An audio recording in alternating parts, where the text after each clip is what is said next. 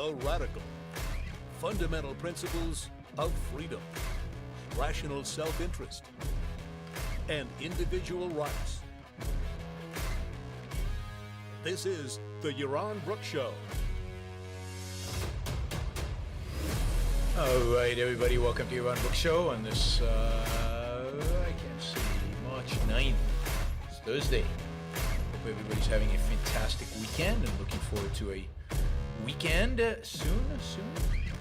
All right, today we're going to do a quick news update. Lots of stuff. I had to cut lots of stories, including the more positive ones. So anyway, we'll do what we can with the time that we have to cover what we can. But yeah, a lot going on.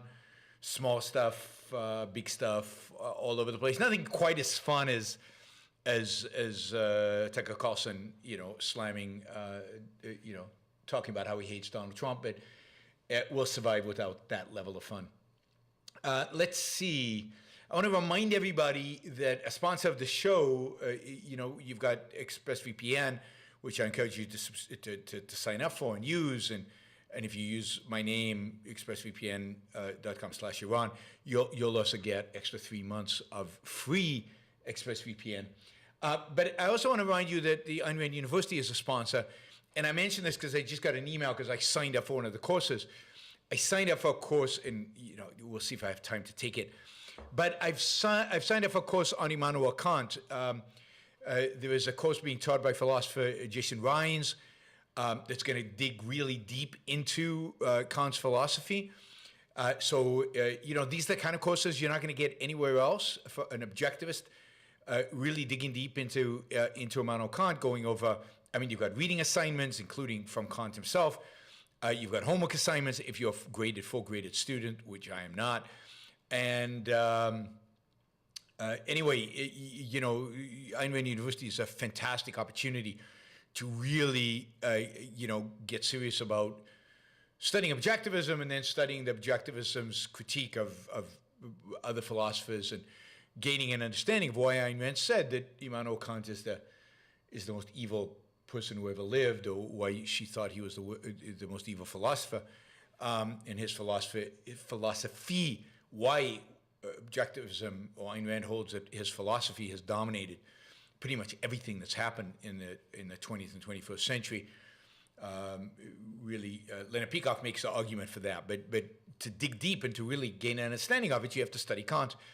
And here's an opportunity granted to you by the Ayn Rand University. So go to university.aynrand.org, and sign up for whatever courses you want. You might not want a course on Kant, but there are lots of other courses, lots of other exciting stuff that you can sign up for. Particularly if you're a student, if you're young, if you want to be intellectual one day, if you want to be a writer or a speaker or anything like that, you should be a graded student at the Ayn Rand University. That's the path to take.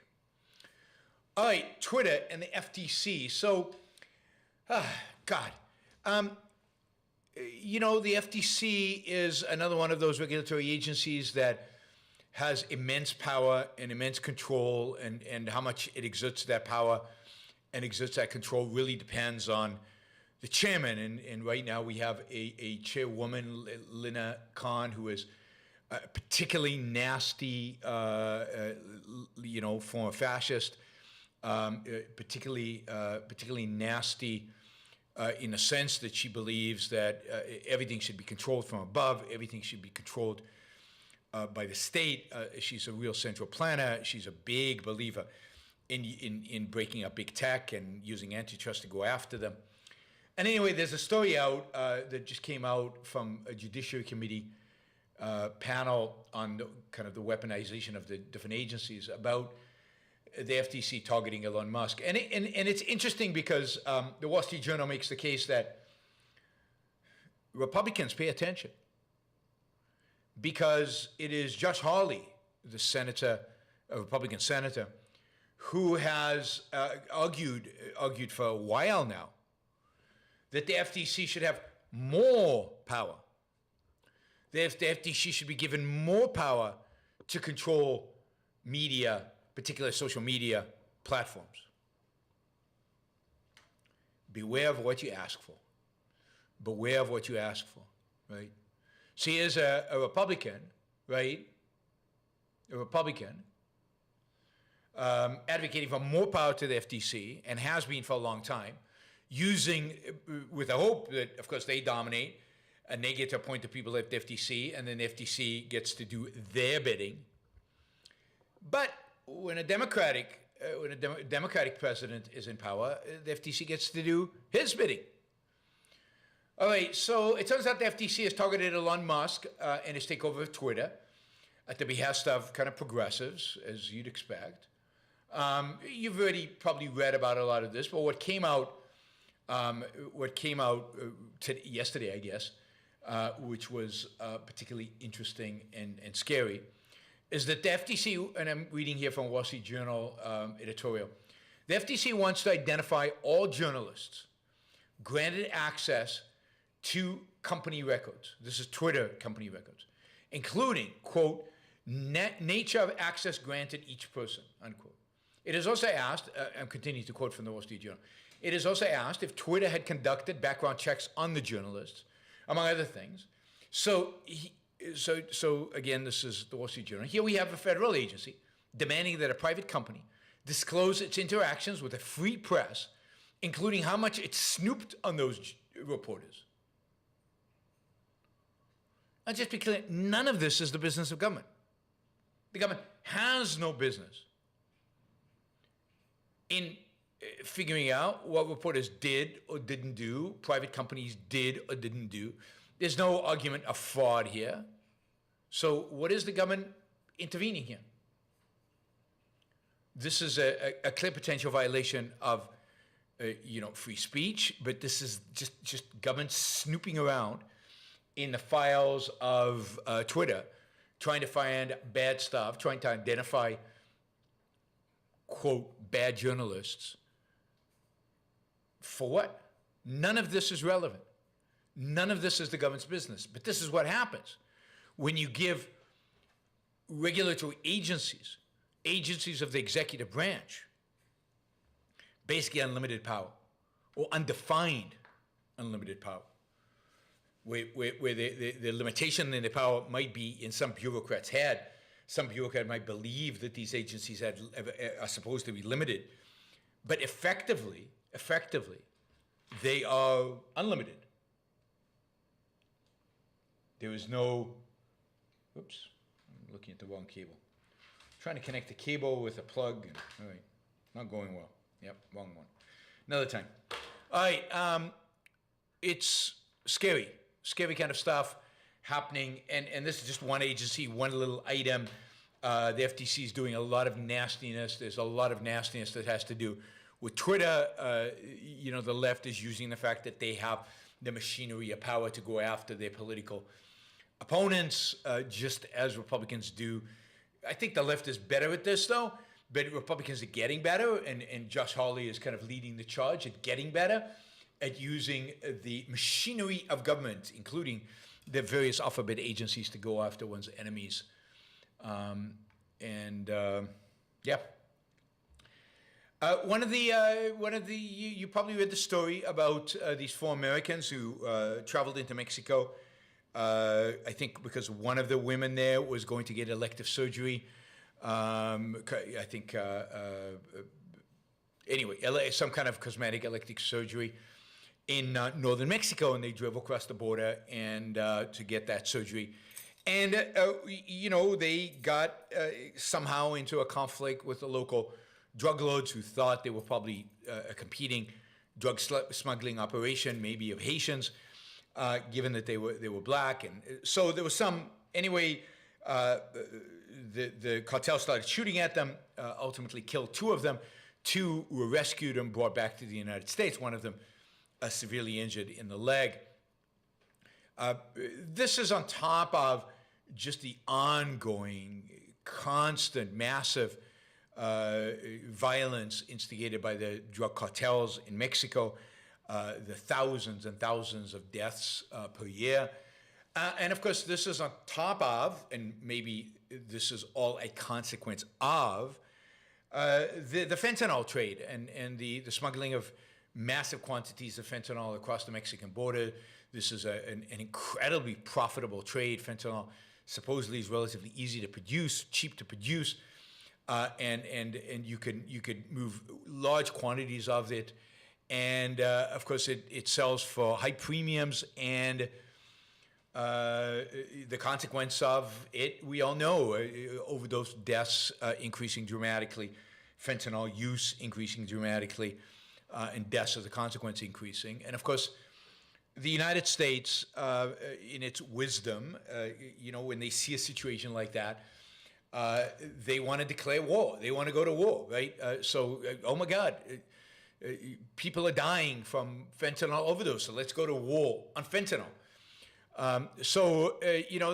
There's one way in which we deal with these kind of issues. There's one way in which we deal with these issues, and that's by applying more force. This is what governments do really, really well: applying more force, more money, more guns, more weapons, more troops, more walls, more fences, more force. And so there is now a massive and a real push, primarily among Republicans, but it's not frowned upon among Democrats either. But there is a real push, basically, to designate, the cartels as terrorist organizations, which would, I guess, it's not clear what exactly that designation would do, but it would at least give the U.S. authorities the pretense of then, I guess, using violence within Mexican territory, applying drone technology to killing Mexican cartel members and leaders of the Mexican cartel. And ultimately, I think if the Mexican government doesn't do anything about these cartels, actually deploying U.S. troops inside Mexico to deal with these cartels. In other words, what is being proposed, and what is being proposed really, among pretty much every Republican candidate running for president. Trump has stated this as a goal. Vivek has stated this as a goal. We haven't heard anything from DeSantis, so who knows what DeSantis thinks. But pretty much everybody seems to believe that the solution to these drug cartels is to go to war with them, right? The war on drugs has been such a huge success. The war on poverty has been such a huge success. America generally, its wars have been such massive success.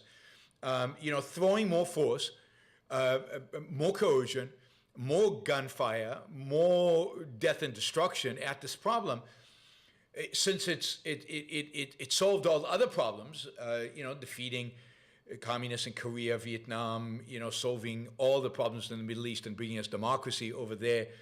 And then, of course, eradicating the drug trade completely, with the exception of fentanyl, because a war was declared on drug. And of course, we have no poor people because we have a war on poverty. Wars have been so damn successful the way the United States wages them, then why not? Let's have a war on fentanyl and on Mexican drug cartels. I mean, this is, of course, insanity. And what exactly are they going to do? We're not going to release what do you call it? We're not going to eliminate the rules of wars. The United States has practiced it forever, so no civilian casualties, and yet we're going to fight a war in Mexico's civilian populations against a drug cartel. What are we going to do exactly? We're going to bomb them. We're going to, with no civilian casualties, we're going to send tanks in. We're going to send actual troops in. Or we're just going to build a bigger wall, a thicker wall, a taller wall.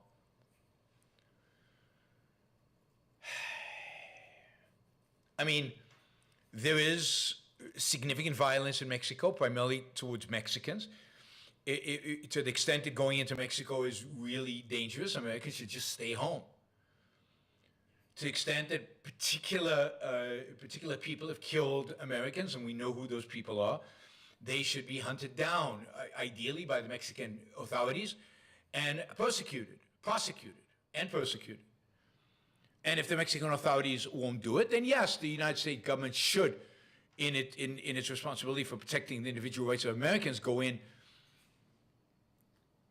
without declaring full-on war and without trying to stop the fentanyl trade, which is insane,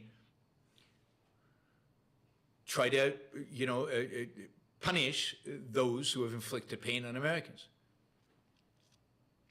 But none of that is what's being proposed. What's being proposed is either massive intervention into Mexico, which nobody will actually admit. All these presidential candidates, I think, with except of Vivek says, yeah, we should just bomb them. We should just bomb them. We should use artillery. We should do whatever it takes to just crush them and decimate them and turn them into dust. We could, God forbid, I don't want to sound like a real radical and really crazy. We could take away their monetary support. We could actually, take away the profit motive from the drug trade, from the cartels by decriminalizing fentanyl, by legalizing it. By the way, somebody said, oh, fentanyl is already legal. No, it's not. Fentanyl, a certain variation of fentanyl is legal in hospitals under careful monitoring. But fentanyl, the kind of fentanyl that's sold in the streets, synthetic fentanyl, and the kind of fentanyl sold to anybody, that is not legal in the United States. Indeed, that's why cartels are involved, because it's not legal. Profit margins are massive. But it makes good television. For these people to go on television and say, yeah, we want to war on the cartels, we want to declare the cartels terrorist organizations, we want to start killing them off. That sounds fantastic. What's the plan? Are you really willing to go to war with Mexico if Mexico government doesn't cooperate? No, I think they should. It's under Mexico. This government that all this violence is happening. Mexico should be doing something to eradicate the violence. I'll do a story, probably not today, about El Salvador and what El Salvador is doing in terms of violence and how much the violent rate has come down dramatically, but not today.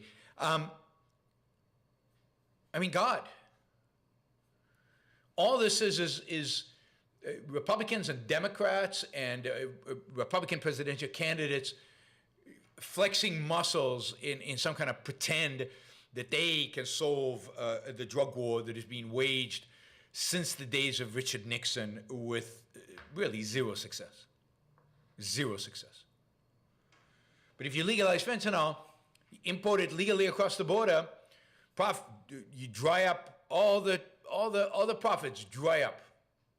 All the profits dry up. And the cartels basically turn on each other, I don't know to do what, but they're finished. Why doesn't the Mexican government take on the drug cartels? Because, too many people within the Mexican government, it appears, and within the Mexican military, within the Mexican police, are corrupt themselves and are on the payroll of the cartels. So, don't pay too much attention to all these politicians, drumming up support for a new war in Mexico. They don't know what they're talking about. They don't know what it would involve. They don't know what it would take. And they have no concept. And like all the other wars the United States has fought since World War II, we'd probably lose it. And we'd lose it for a reason, because the reality is, and I said this years ago, you can't have a war against an inanimate object. Wars against people. You can't have a war against drugs. You can't have a war against fentanyl. You can have a war against cartels. You define the enemy clearly and then set out the strategy to destroy them. We could do that. But we won't, because we don't have the strategist, we don't have the will, we don't have the moral and mental capabilities to actually execute a war like that destroys them. And then for what? Well, once the cartels are destroyed, will new cartels come around? You notice you don't hear much about the Colombian cartels anymore. Why? Well, because they've been replaced by much worse M13-style cartels in Mexico and in Central America. But cartels haven't gone away. If you defeat all the cartels and fentanyl remains illegal and demand for fentanyl remains high, all that will happen is you'll have more cartels, new cartels, different cartels, maybe in different places. And you will have spent a huge amount of money, potentially gone to war with Mexico. A bunch of Americans would have got killed doing this. A lot of Mexicans would have got killed doing this. And you'd be right back to square one. The fact is that as long as there's demand for drugs, there will be supply for drugs.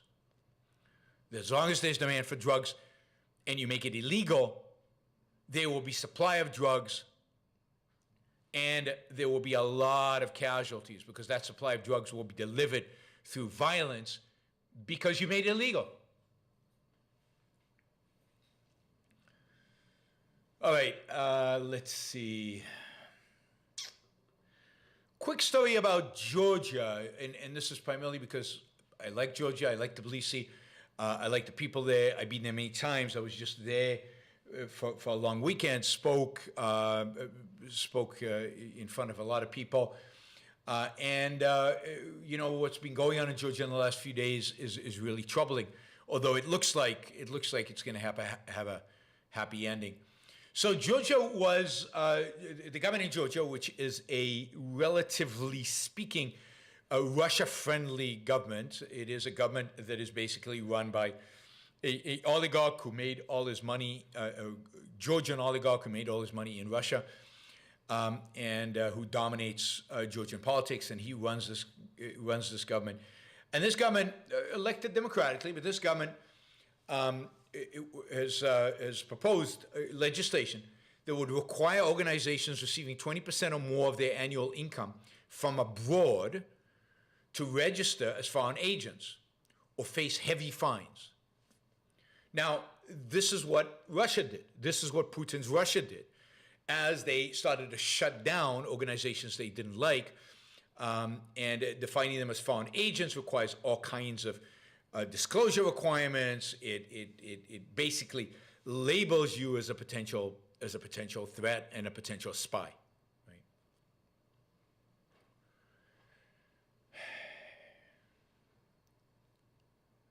And you know, this was a main mechanism by which the Russian government clamped down on think tanks, nonprofits that were working against Putin. They were part of the opposition of Putin, and they are all gone. And to a large extent, it's because of this foreign agents law. Anyway, the government in Georgia is trying to pass this. This would affect organizations that I've worked for. For example, Students for Liberty. Students for Liberty in Georgia receives, I'm sure, most of its support, certainly more than 20%, from foreigners, potentially European Students for Liberty or Students for Liberty in America, and they all receive money from donors in America and all over Europe. And this would be devastating for them. This would label them a foreign agent with all the regulatory and then potentially other damaging consequences that could have. It would probably affect some of the think tanks I'm involved with, think tanks that get a lot of their funding. Remember, Georgia is not a rich country, so most of their funding is going to come from foreigners. These are free market think tanks. Think tanks. Anyway, this law is being put in front of the Georgian Assembly. Over 2 nights this week, there have been massive demonstrations, clashes with police, mass arrests. Now, my guess is, and it's not a guess, it's almost a certainty, that the people demonstrating were people who attended my lectures when I was in Georgia. These are people that are part of the free market movement in Georgia.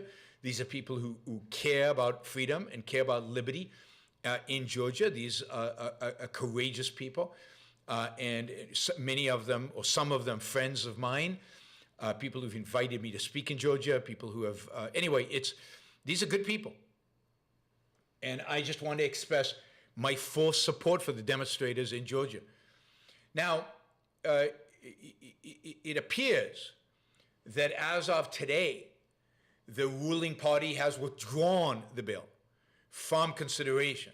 Now, the opposition doesn't still quite believe them. They're still demanding, to see that it actually happens. But supposedly, the demonstrators have won in the sense that, the bill has been withdrawn. The demonstrations were all happening outside of Parliament. Parliament was basically 100 feet, well, maybe 100 meters, less than 100 meters from my hotel, right? I'm on the same street, across the street from my hotel. The demonstrators would have been right outside my hotel. Indeed, when I was there, there was a big pro-Ukraine demonstration just in that area, just outside my hotel. The demonstration was very inspiring.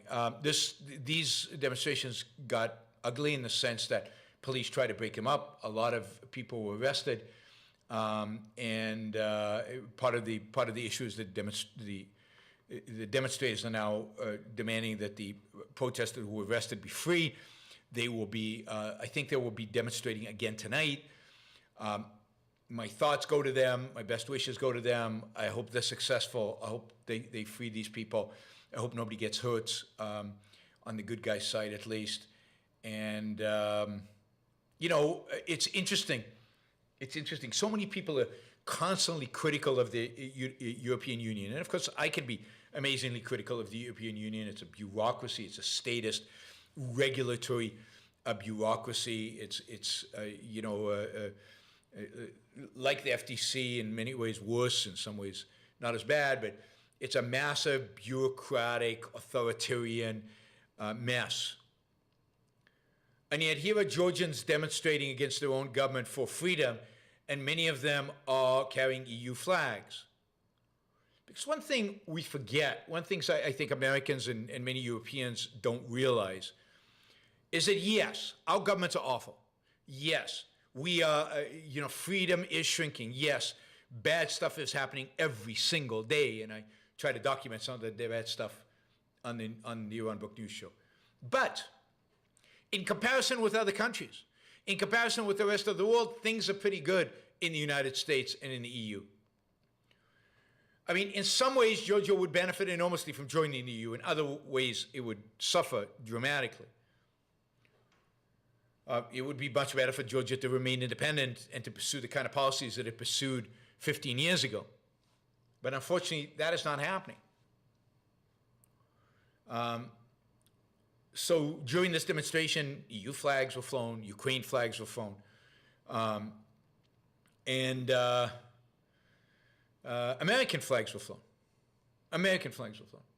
Because this was a demonstration for freedom and liberty, and Georgians still associate the United States with freedom and liberty.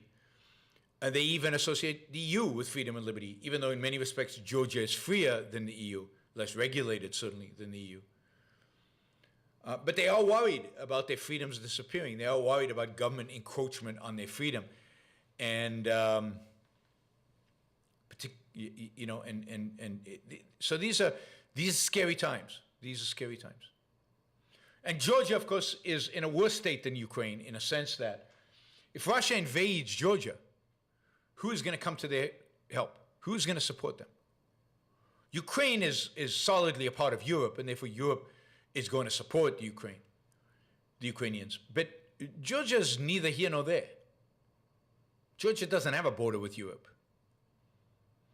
Georgia doesn't have, you know, the only country that is supposedly part of, that would support Georgia is Turkey. Right? Turkey. So, yeah. Georgia's in much, it knows, you know, how the difficult situation it is in, and it needs to be careful. And if one of the reasons they support the Ukrainians so much is they realize that if Russia defeats Ukraine, then next is Georgia. All right, a quick story about Tic Toc. This doesn't have to last long because I talked about social media and depression the other day. So quickly, Tic Toc launched a new filter, a new filter last week. This filter promises to turn every user into the most flawless version of themselves. So the filter turns you into a good-looking, handsome person, no matter, you know, it takes your features and makes you look better. I haven't tried it, but because I don't use TikTok, but it makes you look, I guess, godlike. Now, this only plays into, of course, all the insecurities and all the second-handed problems and all the obsession about looks that young teenage girls already have. You know, one person wrote on a video, "This filter makes me feel ugly in real life." Another one wrote, "It hurts when I take it off." I mean, and this kind of stuff is just going to become ubiquitous. I mean, Instagram will have a feature like this at some point. So even if you ban TikTok, it's not going to change anything. But this kind of filter just emphasizes more and more and more, young people's who lack values and lack any deeper values in the way they look. It's going to make them more depressed. It's just more of the same. But you see, you can't stop this. There's no way to stop this. And you can't really blame the social media. You have to ask the question of, why do people care this much? Why do people care this much? And why can't parents, teachers, adults dissuade children, teenagers from caring this much?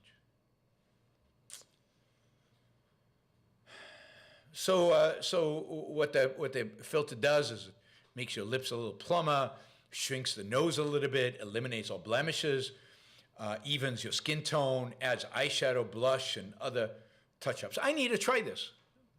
I mean, look. Maybe I could use the filter for my videos. I mean, I think subscription would go up if a more good-looking version of me presented the news every day. Don't you think? So people are panicking. One more reason people are arguing to ban Tic Toc. And at the end of the day, I don't really think banning Tic Toc is so much, particularly from conservative side, so much about national security issues. I really do think banning Tic Toc has a lot to do with these kind of things, and the idea that it's somehow corrupting of our youth, instead of recognizing that our youth are somehow already corrupted, and Tic Toc is capitalizing on that corruption and leveraging that corruption. And maybe what we really should be thinking about is, why is our youth so corrupted? What is it that we've done to our youth to make it so corrupted? I mean, evolutionary psychologists are probably telling everybody, no, this is how it has to be. Nothing you do can change it. Really, what about those teens who don't care about the filter and don't care about Tic Toc and don't care about how they look to the extent of, being absorbed and allowing it to dominate their lives? So blame the social media, blame Tic Toc, because it's an easy way to get out of it. Ban it all. It's the same way with fentanyl. Ban it all. Go to war. Kill a bunch of people. That's the solution. All right. And this is, by the way, this designating the cartels as terrorist organizations going to war with them. This comes from a Republican political party that claims to be the political party of peace, anti-war. Except when it affects values that they care about more, right? All right, let's see. Yeah, last piece was a Russian war update. I haven't done one of those in a while. Just quickly, Russia last night launched a massive barrage of missiles into Ukraine. Ukraine had finally fixed its infrastructure, and there were lights again in Kiev, and they had brought back electricity, and the Russians basically were dedicated yesterday to just destroying whatever the Ukrainians had fixed. They used a bunch of cruise missiles. The problem with cruise missiles is the Ukrainians have become very good at knocking those down. So over 30 of the Russian cruise missiles were knocked down by the Ukrainians. So what the Russians did yesterday was that, in addition to cruise missiles, they also used a bunch of their hypersonic missiles. Now this is amazing, because this is a weapon that is designed to carry nuclear warheads. This is a weapon that's designed to really fight in a confrontation with the United States and with NATO, because to waste this weapon on confrontation with Ukraine seems bizarre and an act of desperation on the part of the Russians. Why would you use your one tactical advantage over the West in a war in Ukraine, which you should be dominating? You're not dominating. You're desperate. You want to hurt the Ukrainians. You use the weapons you have in stock, short of nuclear, because you don't want to piss off NATO and the U.S. So that happened last night. In addition, you probably heard in the news, because it's constant and ongoing, that the battle for Bakhmut, and I don't know if I'm pronouncing that right, but the battle for Bakhmut is ongoing. Stories of Ukrainians abandoning their positions and Russia completely occupying Bakhmut were way premature. Now, that will probably be the outcome ultimately, but I think what the Ukrainians have figured out is the number of casualties that the Russians are taking in this battle is just so mind-boggling and so massive that as long as they can hold on to Bakhmut and the Russians just send more and more and more troops to die in the fields around Bakhmut, then the more Ukraine will have an advantage later on when they launch their offensive sometime probably in the spring. That is, I think the Ukrainian military is figuring that this battle over Bakhmut, which is an insignificant city, insignificant both for the Ukrainians and for the Russians in terms of strategic location or strategic resource or anything like that. It's pretty insignificant. It's more than the Russians need some victory. They figure that this is a place and a way to basically exhaust the Russians. Exhaust them, wipe out many of the troops that they brought in, that they added over the winter, and thus, prepare for a counteroffensive. Who knows where that counteroffensive is? My guess is the counteroffensive will be in the north and in the south. It will skip the Donbass. It'll skip the Bakhmut area, and it will be in the north in the Luhansk area, and it'll be in the south. We'll see, but not in the Kherson area, but to the east of Kherson, so the southwest and the northeast are the two areas where I think you will see significant Ukrainian counteroffensives, with ultimately an effort to encircle, I think, the Russian troops in Donbass. But I have no privy information into Ukrainian strategy. This is just my guess, what I would be looking at if I were them. One of the interesting things that have happened is Bakhmut holds has become a rallying cry for the Ukrainians. Remember, Bakhmut is a city, a town really, that the Russians have been trying to capture since July of last year. This is a 7, 8, 9 month battle that the Russians should have been able to capture this town a long, long time ago. They have not been able to. This is a massive defeat for the Russians. And a real rallying call for the Ukrainians, the fact that they've been able to hold the Russians off and being able to hold on to Bakhmut. And every night on Twitter and elsewhere all over, Ukrainians post Bakhmut holds. Now, at some point, they will give up Bakhmut, because at some point, the Russians are just throwing too many forces into this, and too much effort and too much energy is being thrown into this for them not to actually gain Bakhmut. But it doesn't matter, because it's insignificant. It's insignificant, and anyway, I've gone way over the time I allocated for this. So hopefully you found that brief news roundup useful. As I said, I had to cut a bunch of stories because there's so much going on, but we will get to it slowly and systematically. Reminder to everybody, we will have a Yaron interview show tonight. I'll be interviewing my business partner and friend, Robert Hendershott. We're going to be talking about ingenuism, which is a project that we are working on. We'll also be, in that context, of course, we'll talk about progress, technology, crypto, AI, a lot of tech stuff. I think it'll be a kind of a positive show, an interesting show.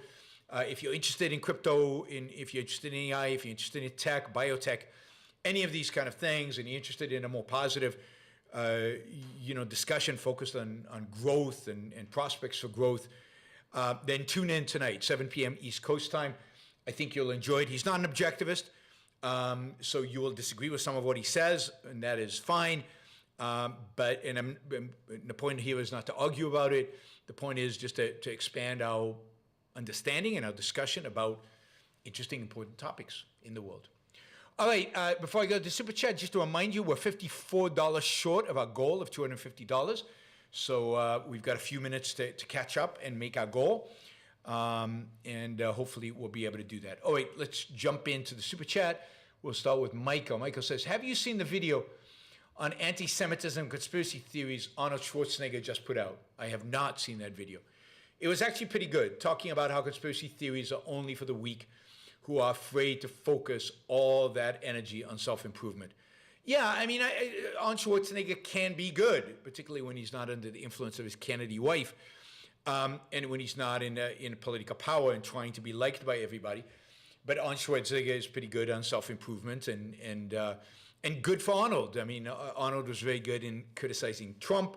Arnold is being good at certain things, and I'm glad to see that he is criticizing conspiracy theories, and of course, as part of that, criticizing anti-Semitism. Good for Arnold, and makes a lot of sense. All right, Daniel says, I don't think I could buy a BMW because I'm reminded too much of German philosophy. Is this irrational? Did you have any misgivings buying your Audi German-made? No, I had no misgivings. I mean, it's a good car. I focus on my life. Audi's not responsible for Kant or Schopenhauer or Hegel or Marx or Nietzsche or any of those guys. Audi is Audi. They make good cars. I mean, it's worse in a sense because Audi's owned by Volkswagen. Volkswagen was Hitler's favorite car. But, I don't know if it's his favorite car, but anyway, he rode in many parades in a Volkswagen. So you can't live, holding people today accountable for something their ancestors did, 70 years ago. Germany is not the same place. The people there are not the same people, and it doesn't make sense to hold them accountable for it. Certainly not for the philosophy. My grandmother wouldn't buy anything made in Germany, but of course my grandmother, in a sense, her family was wiped out in the Holocaust. I mean, she held a personal grudge. You could see that. Too much time has passed. Too much time has passed. All right. So we're now only $34 short of our goal. So please consider getting us there. With $20 questions, let's try to minimize the $5 and $10 questions so we don't have to go 2 hours. Well, Daniel, I learned Italian talk with people around the world. One thing that surprised me was with how much admiration they have for the United States. I get incensed when libertarians compare the U.S. to Russia, Iran. They are clueless, nihilistic people. I agree with you completely. Or when the left does it. Noam Chomsky is the same way. In that sense, the libertarians and Chomsky share the same evil attitude towards the United States. And there's a lot of admiration for Chomsky among libertarians. I agree. I mean, there's a massive admiration around the world for America. America still represents freedom and liberty. It's still a relatively free country as compared to most places around the world. And we should cherish that freedom. We should cherish that liberty. And it should inspire us ever more to fight for more freedom and more liberty, to fight to make this country even better, significantly better. All right, Fender Harper says, hi, Yaron. I haven't heard about him in a while, so I was wondering if you could share some Mao information. What characterizes Maoism, and what are some examples of his evils? P.S. Great round of talks lately. Thank you. What characterized Maoism, he had this little red book of Mao quotations, is first of all, the personality worship that not only was true in China, but Maoism spread all over the world. People read that little red book and admired Mao from all over the world. He really inspired this personality worship. A second was, a real radical form of egalitarianism, and a commitment to whatever it took to kind of bring China out of poverty and to wrong the evils that have been imposed on it by the colonialists and by past Chinese emperors.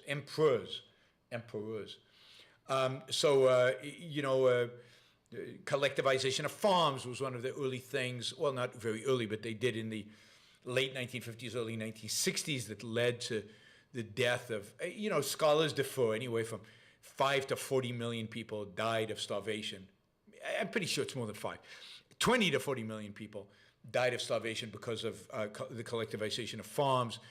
Then it was, the attempt to, everybody had to make steel. So China, in order to modernize, was going to make steel. So everybody had to make steel, and the little foundries and little villages making steel. So unbelievably inefficient, unbelievably unproductive, and pulling people away from food production to make steel. And again, starvation and death and destruction. And then, of course, the big thing was later in the 1960s and 1970s was the campaign to re-educate everybody, and just the Chinese youth, the communist youth, that got caught up in Mao's demand for re-education and recommitment to communism, that led them to just slaughter and murder millions of people all over China. Deng Xiaoping, who was like Mao's number 2 during a lot of the real evil period here, he had his son thrown out of a building. His son was paralyzed for life because Deng Xiaoping was found not committed enough to Maoism, and therefore had to be re-educated in a sent to re-education camp. Many people were sent to re-education camps during this period, including, for example, Xi's father, the father of the current premier of China, was sent to a re-education camp. I mean, what they learned from this was not the evil of, maybe they learned the evil of communism and the evil of Maoism, which they won't admit, but I think they learned from it.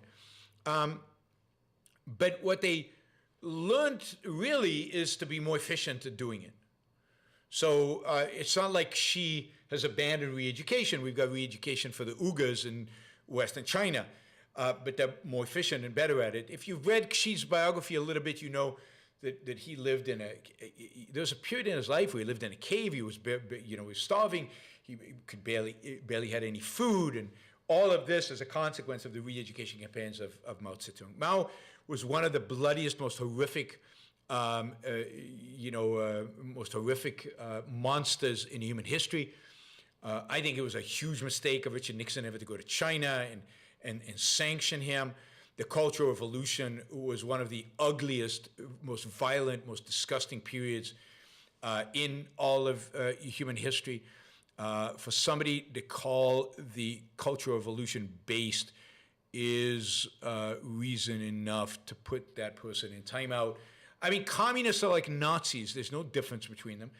And anybody who calls the Cultural Revolution based, in spite of the millions of people who were killed, in spite of what happened to so many people, that is just beyond evil. You certainly have the right to free speech. You have the right to say it. But I get to cancel people who say really evil shit on my chat. So if there was a Nazi on the chat, I would have canceled him. I don't see why I wouldn't cancel a green Maoist. So yes, I mean, there have not been many monsters as evil as Mao in all of human history.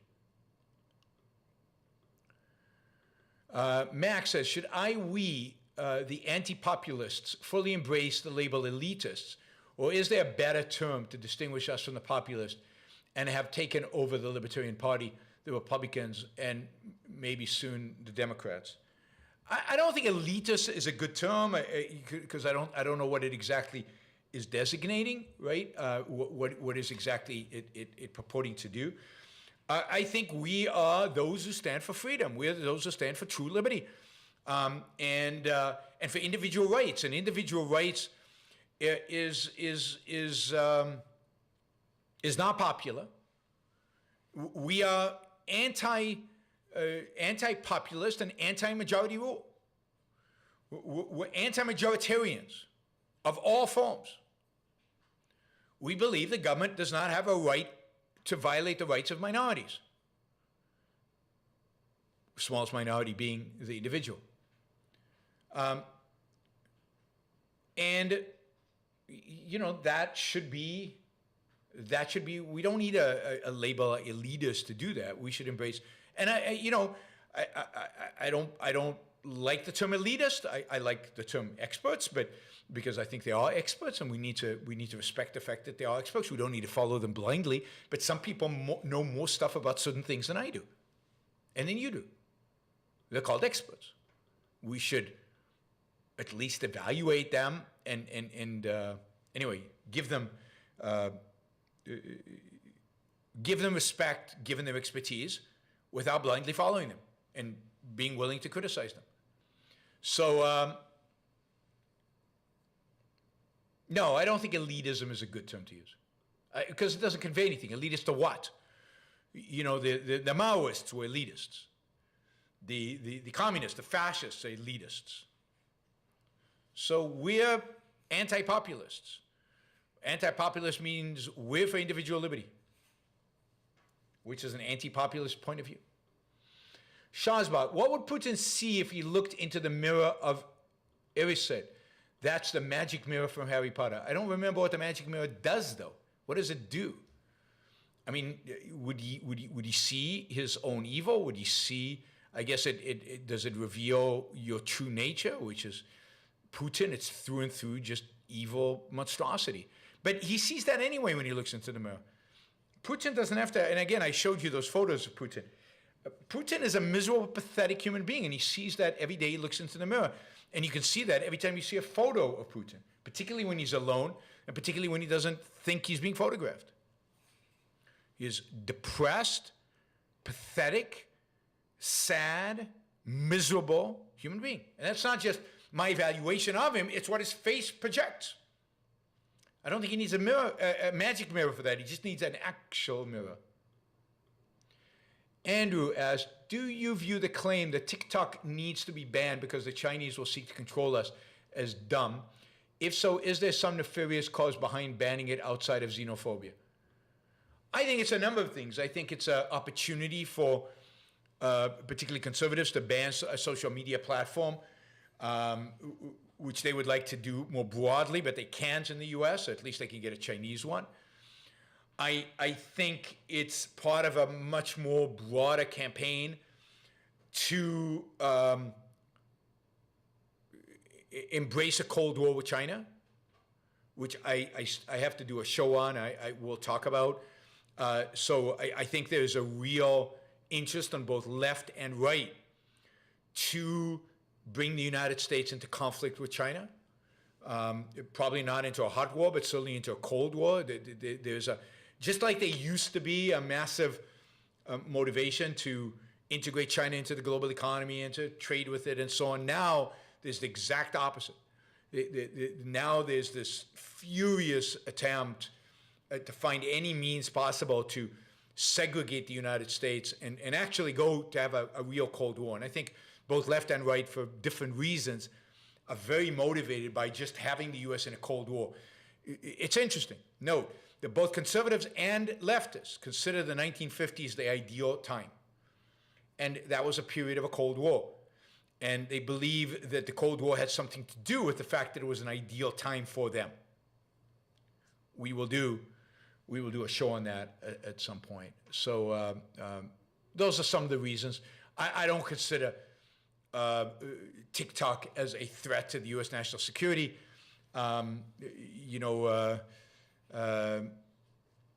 more than I thought that Russian propaganda on Facebook and YouTube or whatever is a threat to national security. Propaganda is going to be propaganda. You as an individual need to develop a capacity to see through it, capacity to think through it. We're propagandized constantly by our own government and our own political parties. Look at the Cartels, talk about propaganda. So we are constantly propagandized, and it doesn't matter to me if the propaganda comes from Russia or China. Now, if we're at war with a particular country, then that changes things, but we're not at war with either one of those. I don't think we can stop it, and I don't think we should use legal means to stop it, because that is an infringement of free speech. Flatocious says, hey, Ron, I'm going to vacation in Puerto Rico May 1 through 6. What would you recommend? be as our tour guide on the island. Food, points of interest, experiences. Thanks, Yaron. I love your show. Might go to OCON 2023. Definitely go to OCON. Unfortunately, I won't be here May 1 through 6. 1 through 6, I'm in, where am I? I might be in, I'll be in Israel and then maybe in London during that period, so I'll definitely be overseas. But I would go, there are a number of really good restaurants. If you send me an email, I can send you a list of places to go. But Old Town, it depends on whether you want to drive, you want to see the rainforest, go see some amazing beaches. It depends on specifics of what you want to do. But if you send me an email, I can give you more details. All right, Ryan says, abolish all federal regulation agencies, keep up the great work you're on. Yeah, I wish we could abolish those. That would be amazing and incredible. Part of my State of the Union address. What is an irreducible conscious experience? What is an irreducible conscious experience? I think most conscious experience is irreducible. What are they reduced to? All you have is the experience. I think that's right. Frank, the actor Topol from Fiddler died. Oh, that's sad. When he sings, "If I Were a Rich Man," doesn't a man like capitalism in some form with his positive views of money? I mean, yeah, but it's more a fantasy of being rich one day, but it's not a negative view of wealth. It's a positive view of wealth from somebody who's very poor at the time. I'm a big fan of Topol and Fiddler on the Roof.